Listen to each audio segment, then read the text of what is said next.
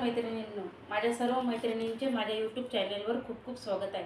सर्वांना सर्वप्रथम श्री स्वामी समर्थ. बघा मैत्रिणींनो, आज आहे माघ महिन्याची गणेश जयंती. माघ महिन्यामध्ये कुठे कुठे गणपती पण कोकणामध्ये बसवले जातात. माघी गणपती म्हणून प्रसिद्ध आहे. त्याचप्रमाणे आपण दरवर्षीप्रमाणे गणेश जयंती साजरी करतो. गणेश जयंती म्हणजे गणपती महाराजांचा जन्मदिवस, जे सर्व देवांचे अधिपती म्हटले जाते. प्रथम पूजनीय श्री गणेश भगवान यांचा आज जन्मदिवस आहे. तर हा कोणी कोणी खूप थाटात पण चांगला करतो, पण आपण आपल्या घरचा जो गणपती आहे त्याचा तुम्ही कशा प्रकारे साजरा करणार आहे ते मी तुम्हाला सांगते. इकडे बघा, ते मी तुम्हाला सांगत आहे आता की आपल्याला घरच्या घरी पूजाविधी कशी करायची आहे. तर आपल्याला पूजा कशी करायची आहे, साधी सिंपल घरगुती पूजा कशी करायची आणि आपल्याला काय वाचन करायचं आहे ते मी तुम्हाला सांगत आहे.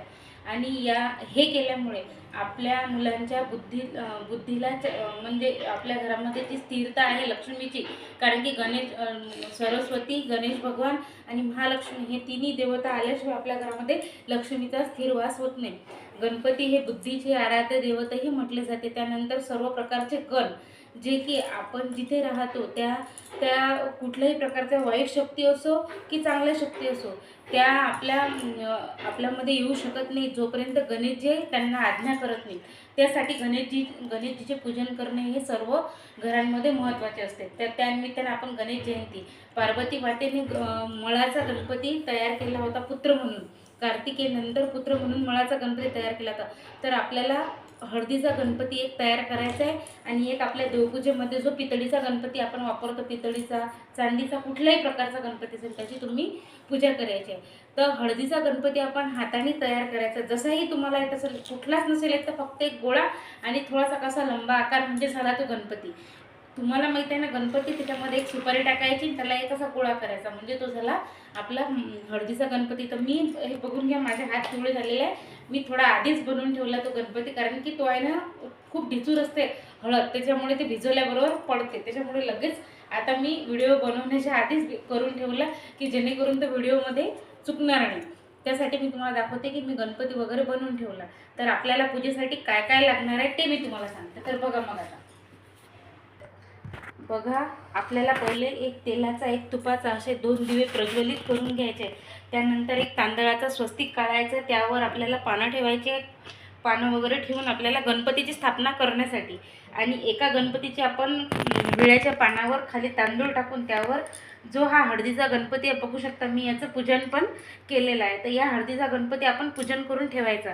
त्यानंतर आपण कलशाची स्थापना तिथे केलेली आहे. तुम्ही बघू शकता कलशही आपले स्थापन झालेला आहे. आपल्याला मोदक बनवायचे आहे. मोदक गुळ खोबऱ्याचा नैवेद्य, हा गुळाचा मोदक आहे.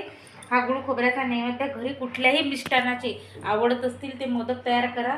आणि लड्डू, त्यानंतर तुम्हाला आपला लड्डू कुठलाही बुंदीचा लड्डू पण घेऊ शकता, बेसन लड्डू पण करू शकता. त्यानंतर तुम्हाला काय लागणार आहे, अभिषेकासाठी आपल्याला दूध, पंचामृत लागणार आहे. दुर्वेशिवाय गणपतीची पूजा नाही आहे. आणि एक लाल फूल, या कंठीच्या फुलाला खूप महत्त्व आहे, कंठीचं फूल. आणि विशेषतः म्हणजे बघा मैत्रिणींनो, हे जे आहे तर ही आपल्याला अशी गळती करायची आहे आणि याला म्हणतात अखंड अथर्व शिष्य पठण. तर आपल्याला 11 वेळा याच्यावर, म्हणजे हे बघू शकता तुम्ही, मी अजून सुरुवात करायची राहिलेली आहे, फक्त मी तयारी करून ठेवलेली आहे मैत्रिणींनो. तर बघा तुम्ही, आपल्याला अखंड अथर्व शिष्य करायचं आहे. तर अखंड अथर्व शिष्य करताना आपल्याला गणपती त्याच्या खाली ठेवायचा आहे आणि त्याच्यावर बघू शकता तुम्ही एक एक आपला दूध आणि पाणी याची धार चालू आहे. तर एक एक थेंब, सध्या मी स्पीडनं केलेली नाही आहे, जेव्हा मी अथर्व शिष्य वाचेल त्यावेळेस त्याची स्पीड वाढवून देईल. तर 11 वेळा. तर तुम्हाला बघू शकता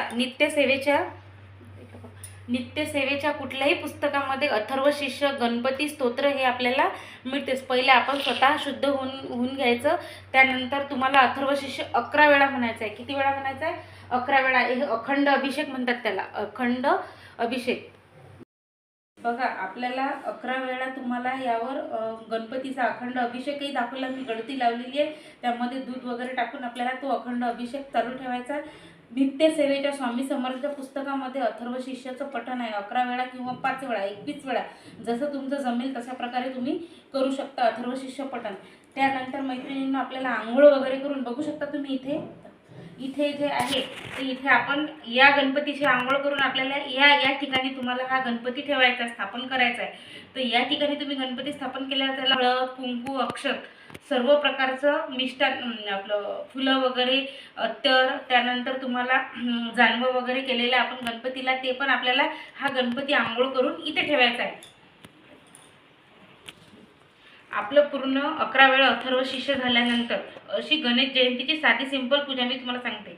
त्यानंतर आपण तिथे स्थापन केल्यावर तुम्हाला म्हणायचं आहे गणेश सहस्त्र नामावली मार्केटमध्येही मिळते, काही स्वस्त आहे, 10-20 रुपयाची नामावली मिळते, 21 रुपयापर्यंत ही नामावली मिळून जाईल मैत्रिणींनो। तर ही 1000 नामावली आहे। तर ही नामावली म्हणायची तिलकुट। आजच्या दिवशी काय महत्त्व आहे, तिलकुट म्हटल्या जाते। तर आजच्या दिवशी वरद चतुर्दशी पडलेली आहे, तिलकुट, त्याच्यामुळे आपल्याला आज गणपतीला काय व्हायचे, तीळ घ्यायचे, तिळामध्ये थोडेसे लाल फुलांच्या पाकळ्या किंवा लाल फुलं असतील तर लाल फुलं, असं आपल्याला याच्यामधलं नामावलीमध्ये एक एक नाम म्हणायचं आहे गणपतीचं आणि ते गणपतीच्या चरणाशी व्हायचं आहे। अशी 1000 नामावली तुम्हाला म्हणायची आहे। त्यानंतर मैत्रिणींना छान धूप, दीप, अगरबत्ती दाखवून तुम्हाला गणपती महाराजांची आरती करायची आहे। तर अशा प्रकारे आपल्याला गणपती म्हणजे आपल्याला आरती तर सर्वांना येतेच, त्यानंतर तुम्हाला सगळ्यात आरती करण्याच्या आधी गणपती स्तोत्र वाचायचं आहे आणि सर्व मुलांना सोबत घेऊन आपल्याला आरती करायची आहे। आणि गणपतीच्या आवडीचे मोदक वगैरे आपण इथं बनवलेलेच आहे, तर नैवेद्य आपल्याला समर्पण करायचं आहे। अशा प्रकारे आपल्याला साधी सिंपल गणेश जयंती साजरी करायची आहे। गणेशाय नमः, गणपती स्तोत्र। ओम गण गणपतये नमो नमः, ओम गण गणपतये नमो नमः, ओम गण गणपतये नमो नमः। श्री गणेशाय नमः। नारदवाचन परमेन क्षीरसागर देवी गौरी तृतीय कर्म तृतीय कृष्ण पिकाक्षर गज वक्र चतुर्कम विघ्न सत्न विद्य राजेंद्र धुवम तथा कष्टम नवम बाल।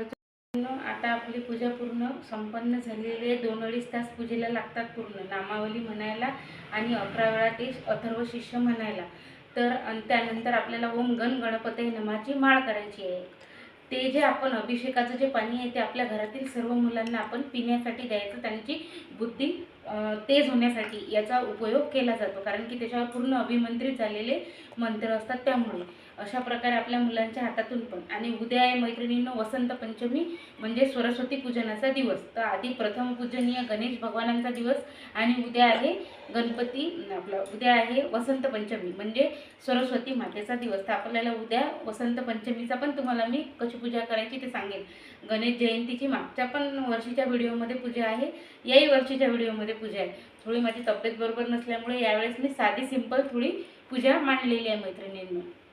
त्यानंतर माझा जर व्हिडिओ तुम्हाला आवडला असेल तर लाईक करा, सबस्क्राईब करा आणि शेअर करा। नमस्कार।